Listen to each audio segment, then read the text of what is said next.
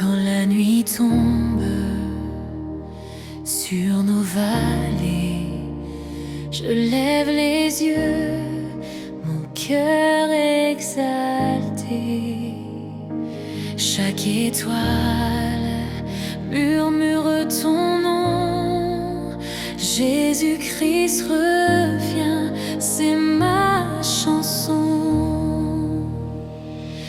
Les yeux fixés sur toi, j'entendrai ta voix. Tu reviens bientôt, mon Seigneur, mon roi. Je veux parler au monde de toi. J'irai proclamer Jésus-Christ revient, il est roi.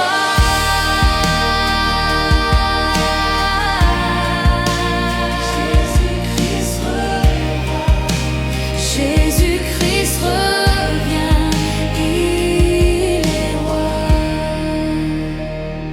Les nations ne cessent de chercher un mot d'amour pour les soulager. Dieu nous envoie pour les éclairer, pour qu'elles croient en lui, car il revient. Brillez comme les étoiles, scintillez pour lui, demeurez en lui, marchez dans ses voies, pour que chaque cœur entende nos voix. Allons proclamer Jésus-Christ revient, il est roi.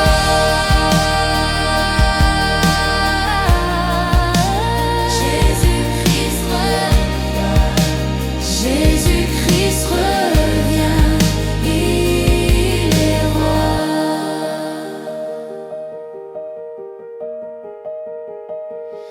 Brillez comme les étoiles, scintillez pour lui, demeurez en lui, marchez dans ses voies, pour que chaque cœur entende sa voix.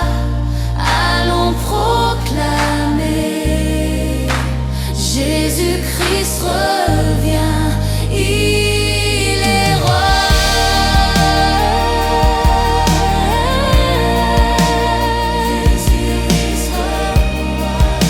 Jésus-Christ revient, il est roi.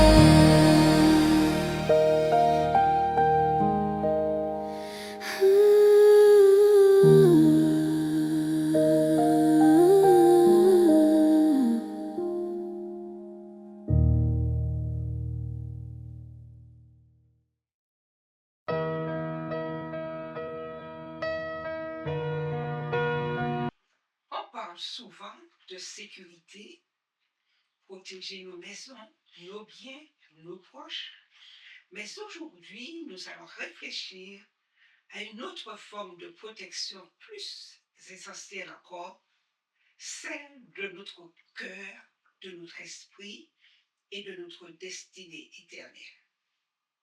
Si nous sommes prêts à tout pour protéger nos objets de valeur, que faisons-nous pour protéger notre âme?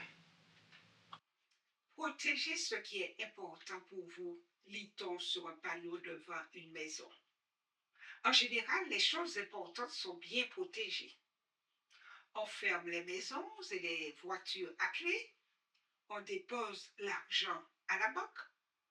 On met les documents importants en lieu sûr et on tient les enfants à l'écart des dangers.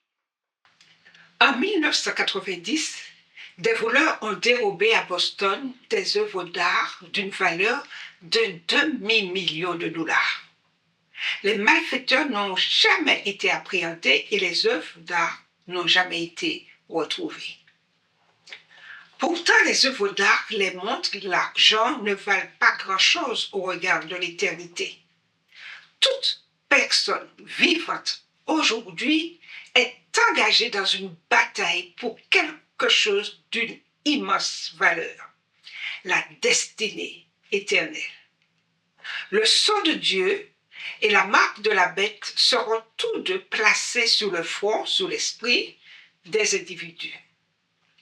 Cependant, alors que Jésus déclare que le plus grand commandement de la loi est « Tu aimeras le Seigneur ton Dieu de tout ton cœur, de toute ton âme et de toute ta pensée », l'adversaire, le diable, rôde comme un lion rugissant, cherchant qui il dévorera. Nous sommes pris au beau milieu d'une guerre sans précédent.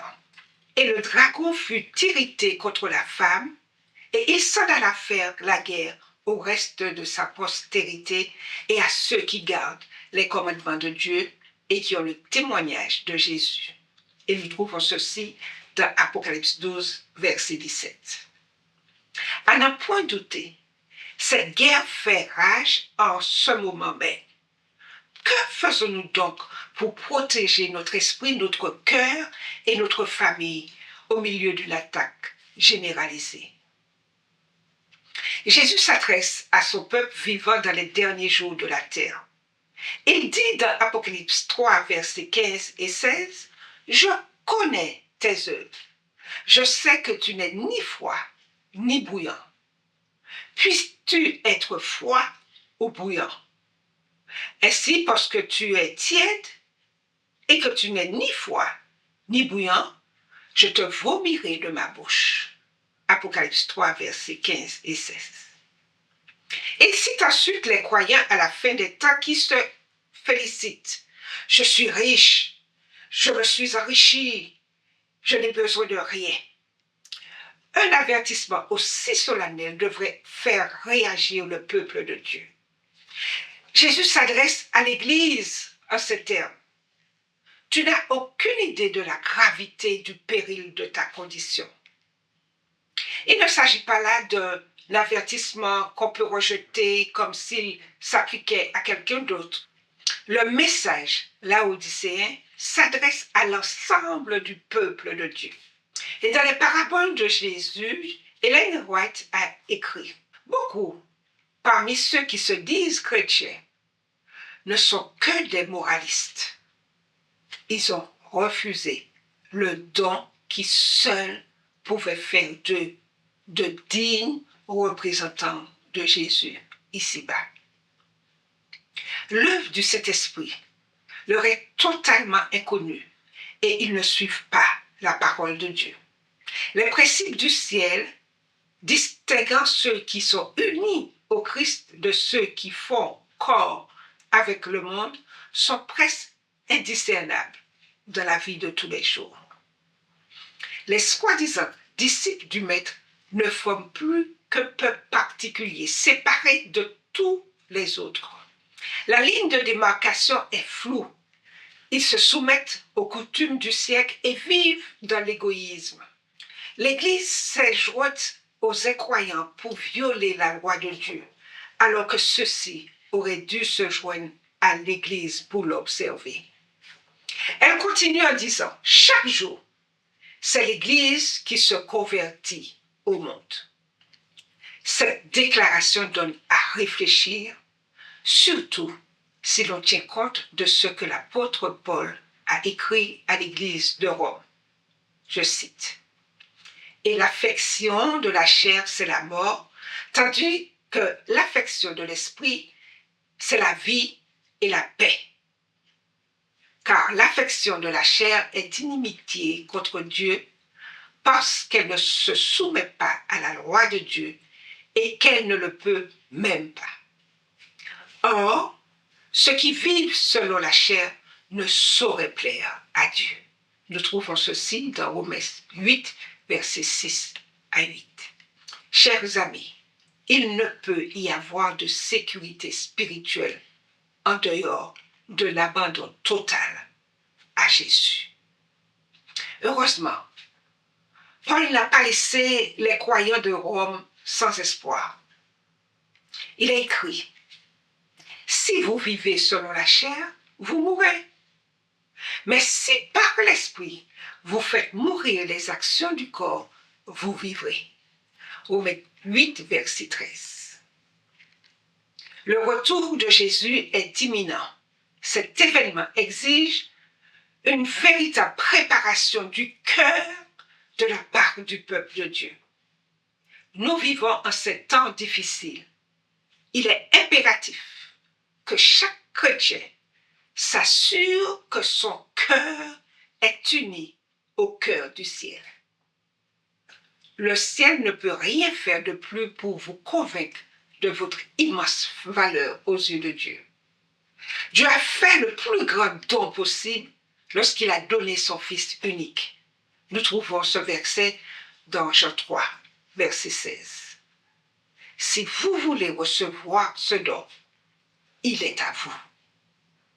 L'église de la Odyssée dans Apocalypse 3, verset 18 dit « Je te conseille d'acheter de moi de l'or éprouvé par le feu, afin que tu deviennes riche, et des vêtements blancs, afin que tu sois vêtu, et que la honte de ta nudité ne paraisse pas, un collier pour oindre tes yeux, afin que tu vois. » Apocalypse 3, verset 18. La foi en Christ, la justice du Christ et le collier du Saint-Esprit peuvent être reçus gratuitement si vous recevez le Christ et sa justice, ils seront vôtres. La prière quotidienne et la lecture de la Bible renforceront votre lien avec Dieu. Et remettant votre vie à Jésus, vous aurez l'assurance du don du salut. Quand nous nous soumettons au Christ, notre cœur est uni au sien, notre volonté se confond à la sienne, notre esprit s'identifie au sien, nos pensées sont captives de sa volonté. Nous vivons dans sa vie. Voilà ce que signifie être revêtu du vêtement de sa justice. Jésus protégera ce qui importe le plus si vous l'invitez à le faire. Alors, aujourd'hui, pendant que le monde protège ce qu'il possède, protégeons ce que Dieu nous a confié, notre esprit, notre cœur, notre foi. Car tout le reste passera, mais ce que Dieu garde en nous demeurera éternellement. Et vous, comment choisissez-vous de protéger ce qui est le plus important? Qu'est-ce qui, dans votre vie, a le plus besoin d'être protégé aujourd'hui? Votre temps, votre cœur ou votre foi? Quelle est, selon vous, la plus grande menace spirituelle de notre temps? Et comment l'Église peut-elle y faire face? Demandons à Dieu de nous aider par la prière. Notre Père qui es aux cieux, merci infiniment de ce que tu es capable de protéger notre esprit, notre cœur, notre foi. Nous te demandons, Seigneur, de faire en sorte que nous soyons fidèles, parce que tu as voulu nous réconcilier avec toi et nous donner la vie éternelle. Alors, fais au-delà de ce que nous pouvons espérer. Fais en sorte que notre foi grandisse en toi, que notre cœur soit à ta ressemblance et que nous soyons tous présents lorsque tu reviendras prochainement. Nous t'avons prié au nom de Jésus. Amen.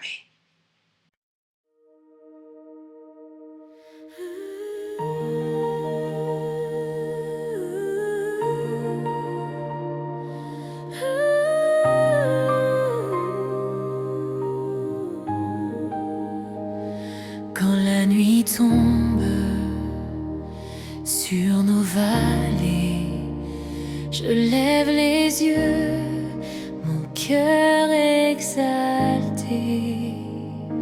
Chaque étoile murmure ton nom. Jésus-Christ revient, c'est ma chanson. Les yeux fixés sur toi, j'entendrai ta voix. Tu reviens bientôt, mon Seigneur, mon roi.